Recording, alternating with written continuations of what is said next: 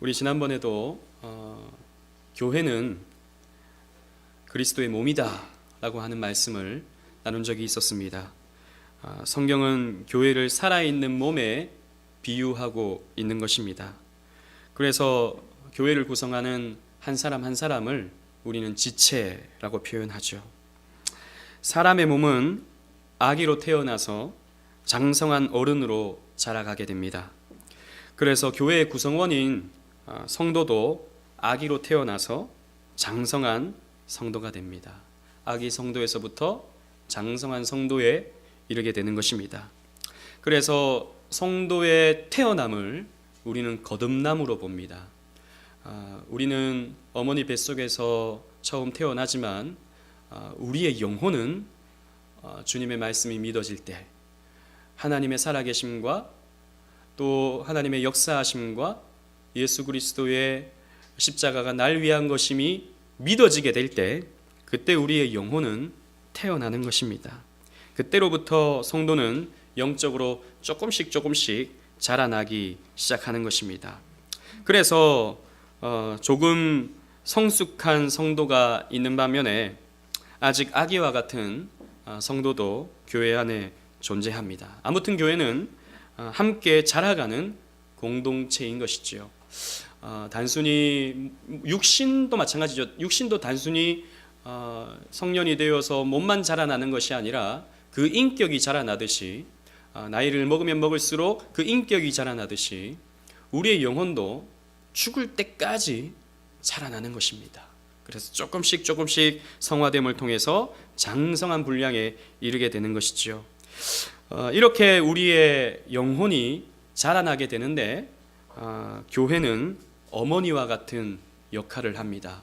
어머니가 돌보고 젖을 먹이고 또 가르쳐주고 또 이끌어줌을 통해서 아이가 아장아장 걷기 시작하고 나중에는 자라서 홀로 설 수 있듯이 교회가 바로 여러분들의 영혼을 자라게 하는 그런 보살핌의 역할을 감당합니다.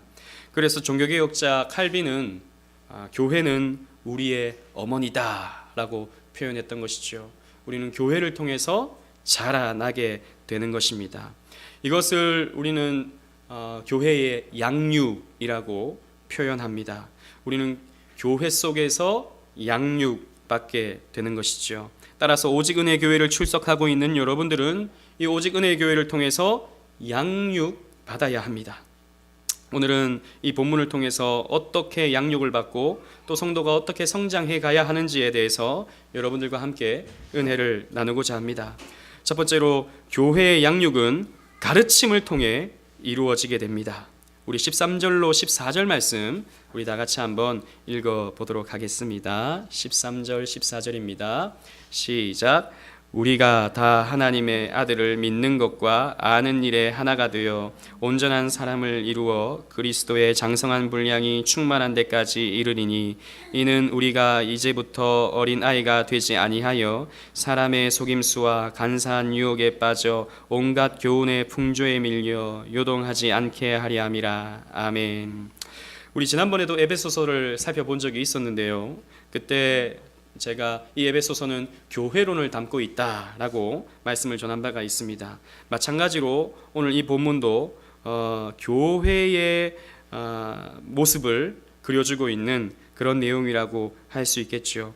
성숙한 교회의 모습이 어떠한가? 성숙한 교회의 성도는 하나님의 아들을 믿는 것과 아는 것이 하나가 되어야 한다라고 바울은 이 에베소서에서 기록하고 있습니다.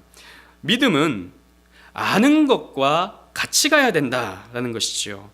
여러분, 우리는 하나님을 믿는다, 예수님을 믿는다라고 하는 표현을 우리는 많이 하고 살아갑니다. 교회는 이것이 사실 교회의 전부라고 할 수 있죠. 하나님을 믿고 예수님을 믿는 것을 말입니다.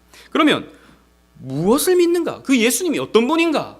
내가 믿는 하나님은 어떤 분인가에 대해 우리가 질문을 하게 되면 사실 대부분의 성도들이 예수님에 대해서 하나님에 대해서 쉽게 답을 하지 못합니다. 하나님에 대한 지식이 성경에 대한 지식이 얄팍한 것을 저는 많이 보게 되는 것이죠. 여러분, 하나님을 믿는다고 하는데, 하나님을 사랑한다고 말은 하는데, 그 하나님이 어떤 분인지를 모른다면 그 어떻게 하나님을 믿는다, 하나님을 사랑한다고 말할 수 있겠습니까? 우리가 누군가를 사랑한다고 할 때 그 사랑하는 대상에 대해서 알아가는 것은 당연한 것이 아니겠습니까? 그 사람의 환경이라든지 그 사람의 힘든 부분이라든지 또 그 사람이 뭘 먹고 싶은지 뭘 하고 싶은지에 대해서 알아가고, 그래서 그 사람을 배려하고 그 사람을 챙겨주고 싶은 것이 사실 사랑의 마음이 아니겠습니까? 근데 말은 사랑한다고 하면서 전혀 그 사람에 대해서 알려고 하지 않고, 내가 먹고 싶은 거 다 먹으려고 하고, 내가 하고 싶은 거 다 하려고 하고, 그냥 이 사람은 거의 무시하다시피 한다면 그걸 어떻게 사랑한다라고 말할 수 있겠습니까? 그래서 성숙한 신앙인은 하나님을 믿는다고 할 때, 하나님을 사랑한다고 할 때 그 하나님이 어떤 분인지 알아야 하는 것입니다. 그 예수님이 어떤 분인지 알아야 하는 것입니다. 그래서 오늘날 사람들은 믿습니다는 잘하는데 성경에 대해서, 하나님에 대해서 관심 없는 것, 문제다라는 것이죠. 사실 어린아이와 같은 신앙이다라는 것이죠. 여러분, 교회는 그렇기 때문에 여러분들에게 하나님과 성경 진리에 대해서 가르쳐주는 곳이 됩니다. 그래야 그리스도의 장성한 분량이 충만할 때까지 이룰 수 있기 때문입니다. 자라날 수 있게 되는 것이죠. 이 교회 속에서 하나님에 대해, 성경에 대해서 여러분들이 배움을 통해서 자라나게 되는 것입니다. 왜 자라나야 됩니까? 왜 가르침을 받고 배워야 합니까? 오늘 본문 말씀에 사람의 속임수와 간사한 유혹에 빠져 온갖 교훈의 풍조에 밀려 요동하지 않게 하기 위해서입니다. 여러분, 우리가 살아가는 이 세상은, 공중권세 잡은 마귀가 주장하는 이 세상은 이런 더러운 것들이 가득하기 때문입니다. 여러분, 세상은 속임수로 가득하죠. 이 세상에는 거짓 행복, 거짓 정의, 거짓 만족들로 가득합니다. 그래서 이 세상 사람들은 세상 자기들을 행복하게 만들어주는 그 어떤 것을 쫓아서 열심히 부단히 노력하면서 살아가지만, 그러나 삶 속에서 행복을 누리는 것은 참으로 어려운 일입니다. 속고 있는 것이죠. 대부분의 사람들이 돈이 자신의 행복을 가져다 줄 거라고 믿고 그 돈을 자신의 신음으로 삼아서 그 돈을 가지기 위해서 혈안이 되어 있습니다. 그래서 최선을 다해서 돈을 벌죠. 그런데 또 돈이 이렇게 술술술 빠져나갑니다. 기가 막히게 들어오는 것만큼 술술술 빠져나갑니다. 이만큼 움켜졌다고 생각하지만 또 이만큼 놓게 되는 것이 사실 돈이죠. 그리고 조금 더 가져봐도, 조금 더 많이 가져봐도 그저 그런 게 돈이라는 것을 우리는 또 알게 되죠. 이것이 여러분 세상의 속임수, 사람의 속임수입니다. 또 여러분, 교회를 가장한 이단들이 얼마나 오늘날 많이 있습니까?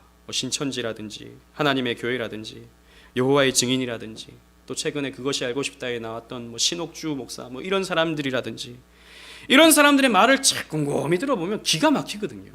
막 성경을 막 풀어서 막 해석하는 말들을 들어보면 신통방통한 그런 모습들이 있거든요. 그래서 사람들이 이런 이단들에 빠지게 됩니다. 저 운양동에도 이번에 또 하나님의 교회가 생긴다 그래요. 그래서 사람들이 반대 피켓을 들고 막 이렇게 항의 시위를 하고 하는데, 그런 사람들이요, 왜 그런 데를 가나? 왜 여자 하나님, 살아있는 사람 보고 여자 하나님이라 그래요. 여자 보고. 근데 사람들이 거기 가서 전 재산을 갖다 바친다고요? 왜 그러나? 보면요, 미혹하는 영들이 있기 때문입니다.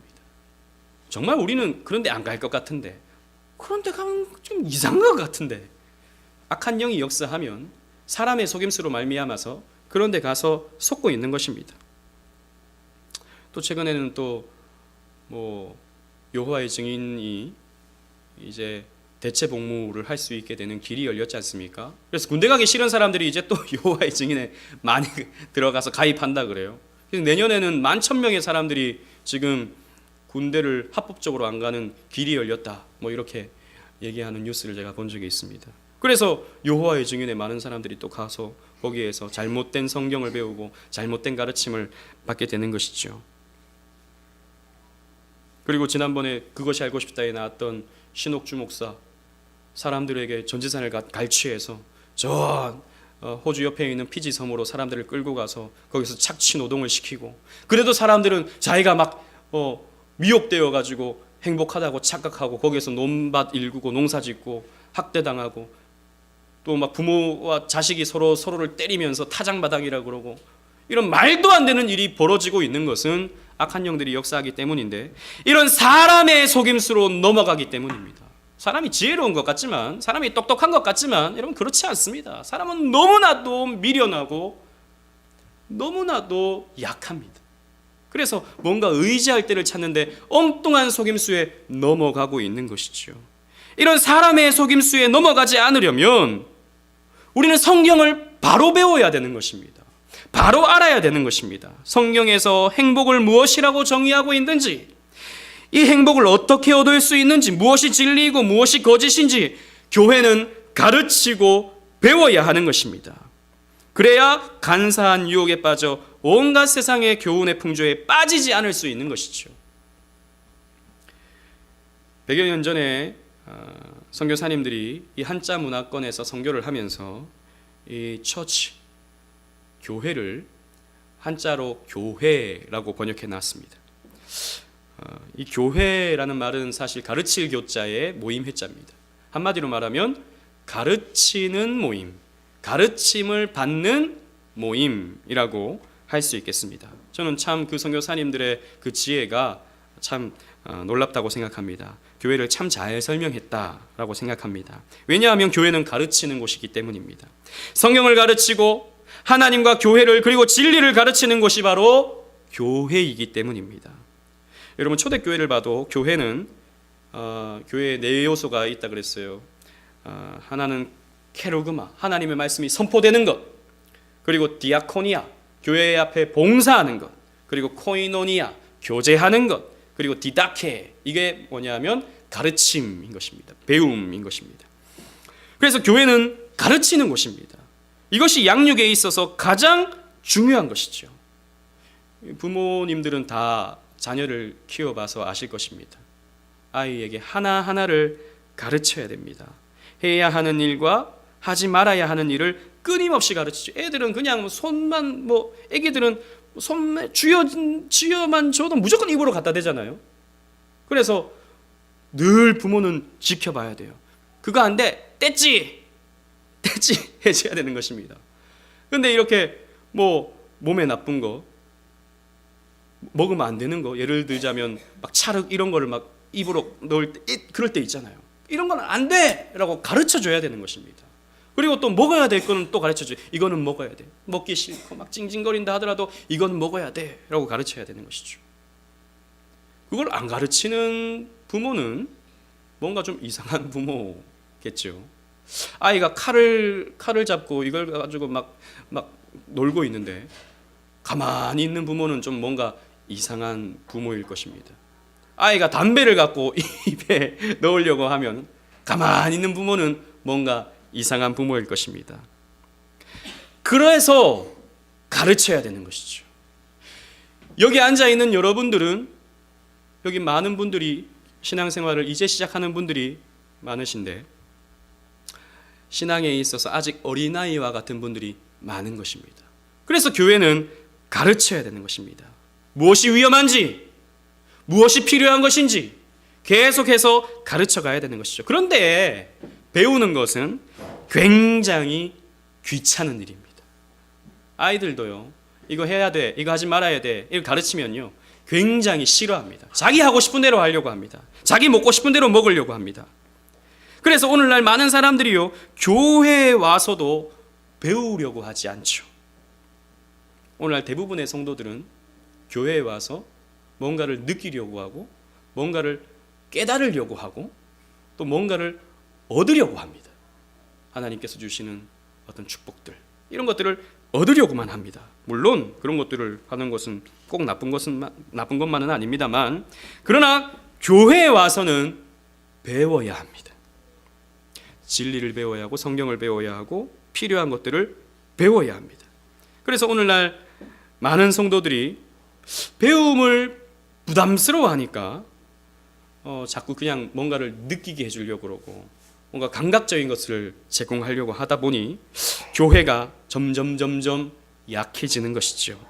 그러므로 여러분, 우리 오직 은혜 교회를 섬기시는 여러분들은 이제 앞으로 배움의 자리로 나오셔야 합니다.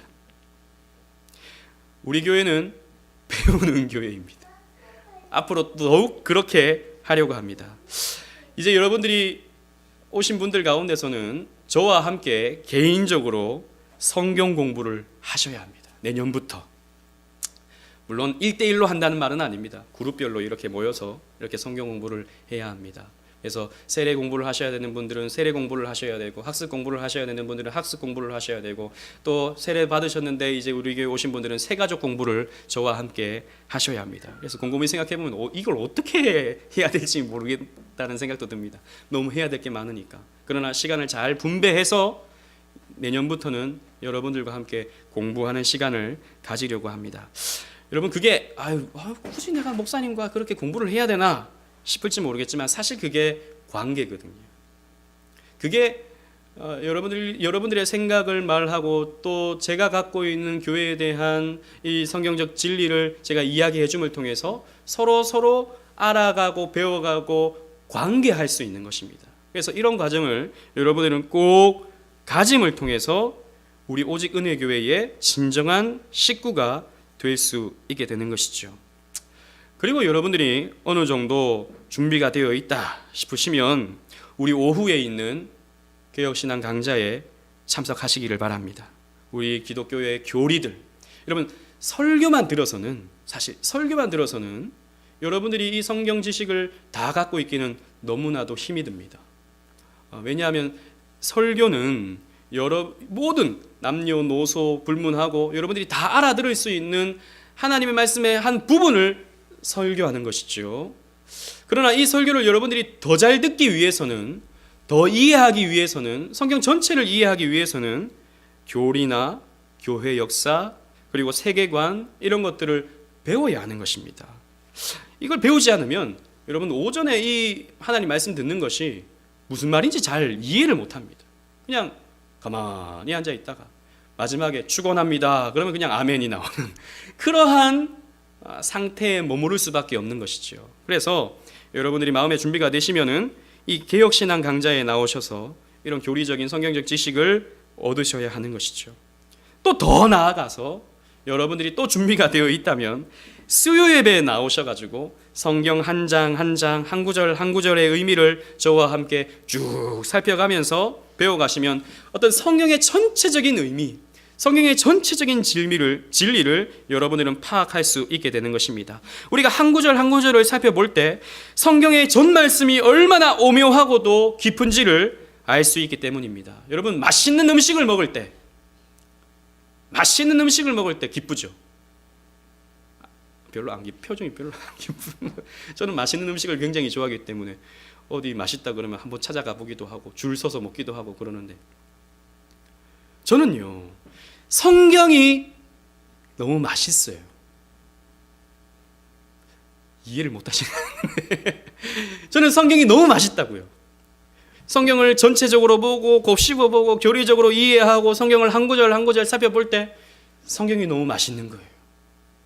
근데 이 맛있는 걸 여러분들에게 설명할 때 여러분들의 어떤 성경적 지적 수준이 다 다르기 때문에 어떤 평균에 맞춘다고요. 평균보다도 아래에 맞춘다고요. 그러면 이 맛이요, 그러니까 애들 먹는 거 보면 맛이 없잖아요. 유아식 먹어보시면 얼마나 간도 약하고 맛이 없잖아요. 이 맛이 없다고. 근데 여러분들이 이렇게 조금 장성해서 좀 짠 것도 먹을 수 있고 매운 것도 먹을 수 있고 이러면 제가 요리를 더 이렇게 할 수 있게 되는 거예요. 그래서 말씀이 더 깊어질 수 있고 더 넓어질 수 있게 되는 거예요. 그러면 여러분들이 성경 말씀을 듣는, 이 설교 말씀을 듣는 그 맛이 더 만나고 더 즐거울 수 있게 되는 거예요. 안 그러면 그냥 주일 예배만 앉아 있으면 밋밋한 겁니다. 듣는 여러분도 밋밋하고 설교하는 저도 밋밋해질 수밖에 없는 거예요. 아무튼 수요 예배를 통해서 여러분들이 준비가 되어 있으시다면 때가 되어서 나오셔서 한 말씀 한 말씀 배워가셔야 되는 것이죠. 사실 왜냐하면 주일 낮 예배만 드리는 것은 하루에 한 끼만 먹는 것과 같기 때문입니다. 목사님, 미국 보니까 미국에는 주일에 예배 한 번만 드리던데요. 미국하고 우리는 달라요. 미국은요, 이름부터가 아브라함이고 이름부터가 매튜고 이름부터가 폴이에요. 그들의 사회 환경은 기독교적인 문화가 있는 것입니다. 그래서 그 사람들은 사실 성경적인 얘기를 하고 성경적인 분위기의 어떤 모습들이 다 있죠.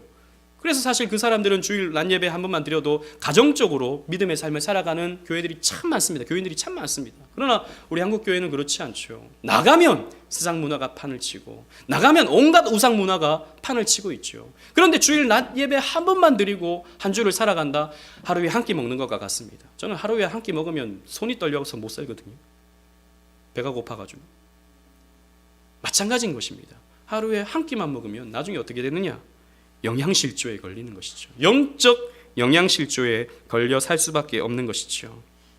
이 세상의 광풍 앞에 믿는 자로 살 수가 없는 것입니다. 그래서 바울은 권면합니다. 골로새서 1장 10절 말씀 주보했습니다. 다 같이 한번 읽어보도록 하겠습니다. 골로새서 1장 10절 말씀 시작. 주께 합당하게 행하여 범사에 기쁘시게 하고 모든 선한 일에 열매를 맺게 하시며 하나님을 아는 것에 자라게 하시고, 하나님을 아는 것에 자라게 하신다.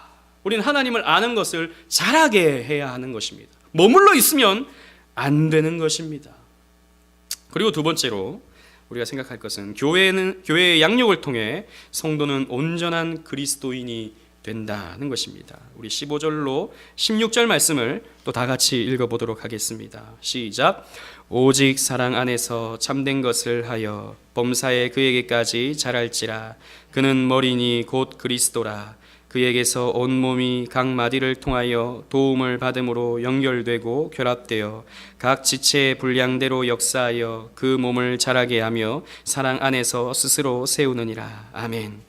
하나님을 알아가면, 여러분, 하나님을 알아가면 하나님을 사랑할 수밖에 없습니다. 하나님을 사랑하면 하나님이 원하시는 삶을 살아가게 되어 있는 것입니다. 그래서 본문은 오직 사랑 안에서 참된 것을 하여라고 했습니다. 하나님을 사랑함으로 진리를 삶 속에서, 이 세상 속에서 행하며 살아가면 그리스도에게까지 자라갈 수 있는 거예요. 그리스도를 알아가고 그리스도를 사랑하고 그리스도 말씀에 순종하며 살아가면 우리는 점점 자라가는 것입니다. 그래서 우리의 신앙생활은 교회에서 배운 대로 세상 속에서 살아가는 것입니다. 지난주에 우리가 말씀을 나눴던 것 같이 소금과 빛처럼 살아갈 수 있게 되는 것이죠. 그렇게 살려고 우리는 애쓰다 보면 우리는 조금씩 자라나서 그리스도에게까지 자랄 수 있게 됩니다. 이렇게 하나님을 알아가고 하나님의 뜻대로 살아가는 것, 이것이 사실 우리 교회의 전부라고 할 수 있죠. 그러나 이 일에는, 이렇게 되기까지는 누군가의 도움이 필요합니다. 그래서 오늘 본문 말씀에 16절 말씀 보면 그에게서 온몸이 각 마디를 통하여 도움을 받음으로 연결되고 결합되어 그랬습니다. 도움을 받음으로 그랬습니다. 그런데 누구의 도움을 받는다고요? 각 마디에 도움을 받는다 그랬어요. 여러분, 우리 지난번에 말씀을 들었던 거 생각해 봅시다. 교회는 그리스도의 몸이라 그랬어요. 우리는 그분의 지체라 그랬어요. 그러니까 손은 각 마디에 도움을 받게 되는 것입니다. 다른 어떤 지체들의 도움을 받게 되는 것입니다. 그렇게 도움을 받음으로 우리는 자랄 수 있게 된다라는 것이죠. 무슨 말이냐면 신앙생활은 혼자의 힘으로, 혼자의 결단으로 하는 것이 아니다라는 것이죠. 이끌어주는 사람이 필요한 것입니다. 권면해주는 사람이 필요한 것입니다. 여러분, 어린아이가 혼자 살 수 있을까요? 어린아이는 혼자 살 수 없습니다. 부모가 필요하죠. 또 이렇게 양육할 수 있는 사람이 필요합니다. 혹은 이렇게 혼자 자랐다라고 하는 사람들이 있죠. 소년, 소녀 가장들, 혹은 아프리카에 혼자 살면서 늑대의 젖을 먹고 막 살았다는 그런 전설적인 이야기들 있지 않습니까? 그런 경우에는 사실 또 건강하게 자라기는 굉장히 어렵습니다. 영양적으로도 그렇고 또 이 마음적으로도 굉장히 많은 상처와 또 아픔을 갖고 살아갈 수밖에 없지요. 마찬가지로 여러분들은 누군가의 도움이 필요합니다. 그 누군가의 대표는 바로 저와 같은 목사라고 할 수 있겠습니다. 여러분, 공적으로 여러분들을 가르치는 직분을 맡은 사람이 바로 목사입니다. 하나님이 그렇게 목사에게 교회를 가르칠 수 있는, 교회 성도들을 가르칠 수 있는 권위를 목사에게 주신 것이지요. 그래서 목사는 여러분들을 잘 양육해야 하는 사명을 받은 사람입니다. 그래서 이 목사의 사역을 뭐라 그러냐면 목양이라고 그럽니다. 여러분들을 지켜주고 여러분들을 영적으로 자라게 하는 일에 저는 쓰임을 받는 사람이다라는 것이죠. 그래서 저는 여러분들을 최선을 다해서 목양을 하려고 합니다. 올 한 해는 우리가 개척되는 단계이고 사람을 모으는 단계였기 때문에 여러분들에게 조금 더 부담을 주지 않으려고 조금 멀찌감치 여러분들을 봐왔지만, 내년부터는 조금 더 여러분들에게 다가가서 여러분들을 가르치고 여러분들을 이끌어 주려고 제가 노력할 것입니다. 또 목사뿐만이 아닙니다. 목사뿐만 아니라 먼저 믿어 성숙하게 된 성도는 신앙생활을 시작하는 어린 성도들을 이끌어 주어야 합니다. 신앙의 모범을 보여야 되고 격려와 위로를 해줄 수 있어야 되는 것이죠. 골로새서 3장 16절 상반절 말씀은 이렇게 기록되고 있습니다. 우리 주보에 있습니다. 다 같이 한번 읽어보도록 하겠습니다. 시작. 그리스도의 말씀이 너희 속에 풍성히 거하여 모든 지혜로 피차 가르치며 권면하고. 교회의 모습에 필요한 것은 뭐냐면 하나님의 말씀으로 그 말씀을 지혜롭게 피차 가르치고 권면하는 것이다. 피차, 서로 간에 가르치고 권면해야 되는 것이 바로 교회이다 라고 하고 있죠. 저 성도가 어떤 상태인지 아무 관심이 없고 그냥 신앙생활 각자 하는 것 아닌가 생각하면서 그냥 혼자서 신앙생활하는 것은 교회에서의 신앙생활이 아닌 것입니다. 각 마디가 서로를 가르쳐주고 이끌어주고 또 각 지체들이 피차 서로 가르치며 권면해줘야 되는 것. 그래서 믿음이 연약한 성도들을 바라보면서 기도해주고 또 권면해주고 이끌어주는 모습들이 필요한 것이죠. 그 지체가 각 자신의 분량대로 열심히 이끌어주게 되면 결국에는 그 사람이 점점 자라게 되는 것입니다. 점점 커가면서 아이가 커가면서 몸이 커지고 또 때로는 아이도 마찬가지죠. 처음에는 어릴 때는요 순종을 잘합니다. 아기가 순종을 잘합니다. 그러다가 한 7살쯤 되면 반항을 하기 시작하죠. 그러다가 이제 한 철이 들고 사춘기가 지나면 어느 정도 성숙해져서 부모님을 배려하고 이렇게 하게 됩니다. 신앙도 어떻게 보면 똑같다고 생각합니다. 처음에는요 교회에 오면요 순종을 잘합니다. 그런데 어느 7년, 5년쯤 지나면요 반항을 하기 시작하죠. 자기 하고 싶은 대로 하려고 합니다. 그러다가 또 시간이 지나면 성숙해지죠. 이게 사실 저는 자라나는 것이라고 생각합니다. 그래서 교회 안에는 여러 부류의 사람이 있죠. 순종하는 사람이 있는 반면에 좀 반항적인 사람도 있고 또 혼자 서려고 애쓰는 사람도 있고 뭐 그렇습니다. 아무튼 그런 과정을 통해서 성장하게 되는 것이죠. 그러다가 이제 결국에는 오늘 본문 말씀과 같이 사랑 안에서 서로 스스로를 세우는 신앙에까지 다다를 수 있게 되는 것입니다. 성인과 같이 스스로 판단하고 움직일 수 있는 영적으로 장성한 분량에까지 이를 수 있게 되는 것입니다. 우리는 거기까지 가야 되는 것이죠. 스스로 나 자신을 컨트롤할 수 있는 그런 상황까지 우리는 가야 되는 것입니다. 영적으로 말입니다. 그러므로 여러분 교회 생활하면서 알아서 하겠습니다. 제가 알아서 할게요 라고 하는 말씀은 저에게는 하지 말아 주시기 바랍니다. 교회에서도 여러분 그런 말은 하지 말아 주시기를 바랍니다. 제가 알아서 할게요. 여러분 사실 우리는 알아서 할 수 있는 존재가 아닙니다. 우리는 죄인이기 때문에 알아서 하면 늘 세상의 죄에 빠질 수밖에 없는 연약한 사람들이기 때문입니다. 여러분 아이를 키워보신 분들도 제가 양육이기 때문에 계속해서 이런 예를 드는데 아이를 키워보신 분들은 잘 아실 것입니다. 가만히 놔두면요 아이들은 자기 마음대로 하도록 내버려 두면요, 큰일 납니다. 큰일 나요. 위험한 물건을 만지는 건 뭐 보통이고요. 제가 우리 아이들만 좀 키워봐도 이 정도쯤 되면요, 가만히 놔두면 하루 이러면 또 집에 가서 왜 아빠 내 얘기했어 이렇게 할지 모르겠지만, 가만히 놔두면 하루 종일 TV 보려고 그럽니다. 하루 종일 그 스마트폰 쥐어놓으면요, 하루 종일도 그거 보고 올 수 있습니다. 중독돼 버리는 거죠. 스마트폰 중독, TV 중독, 이런 매체의 중독이 돼버리고 마는 것이죠. 안 되는 것이죠. 또 청소년쯤에 가만히 놔두면 게임 중독에 빠져버립니다, 학생들이. 그래서 요즘에는 뭐 워낙 뭐 또 인권 하는 사람들이 아이들도 마음대로 자기를 컨트롤할 수 있는 능력이 있다, 그래서 가만히 놔두는 게 최선이다, 뭐 이런 식으로 가르치기도 하고 그런 법안들을 만들려고 하는데, 저는 그렇게 생각하지 않습니다. 우리는 죄인이기 때문에 가만히 놔두면 죄를 향하여 갈 수밖에 없어요. 그래서 부모님들이 어떻게 합니까? 잔소리를 하죠. 계속 잔소리를 합니다. 저도 얼마나 잔소리를 많이 들었는지. 잔소리 들으면 어떻습니까? 기분 나쁘죠. 내가 알아서 할 수 있는데 왜 자꾸 잔소리야?